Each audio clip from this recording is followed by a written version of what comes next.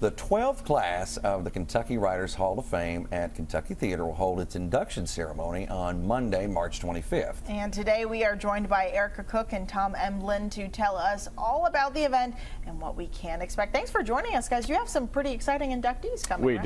do. We have 6 inductees this year, 3 living ones, all of whom are planning to be there. Poet Mary Ann Taylor Hall, novelist and essayist Fenton Johnson, and George C. Wolfe, who's one of the most honored directors and playwrights in America. He's won 3 Tony Awards and a dozen more nominations. So it should be a really good show. Oh, wow, that's quite the impressive resume right there alone. So what does it take to get into the Hall of Fame?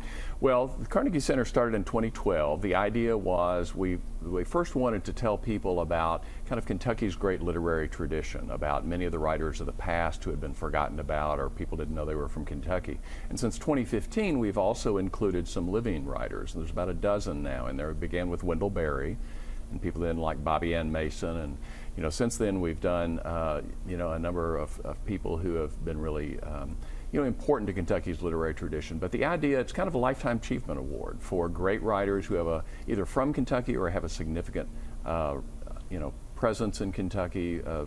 So that's generally what we look for. Like, for instance, George C. Wolfe was born and raised in Frankfort. Fenton Johnson is from near Bardstown in Nelson County. And Mary Ann Taylor Hall was from an old Kentucky family, but she's lived here since the early 70s. And most of her writing is about Kentucky. So. Well, if people want to get involved and maybe go and see the event this weekend, how can people kind of learn more about attending? Absolutely, yeah. If they could visit our website at carnegiecenterlex.org, you can read all the inductee bios and read more information about the event, which is free and open to the public at the Kentucky Theater.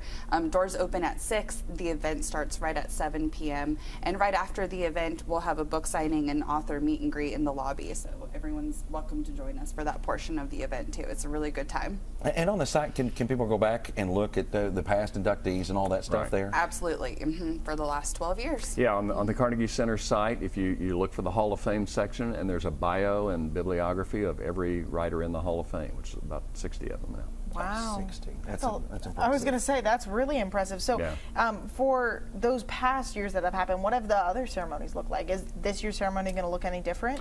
No, not a whole lot. It's for many years they were at the Carnegie Center, and we frankly just outgrew it. When we inducted Bell Hooks, we realized we needed a bigger when location. Bell Hooks, and then when Barbara Kingsolver was there, and people like that, it was just we're glad the fire marshal didn't come. But it was got very clear. But so we've done it for the past few years at the Kentucky Theater, and it's a great venue for it. So it's just a real way to realize what great literary talent has not only always come out of Kentucky in the past, but in the present.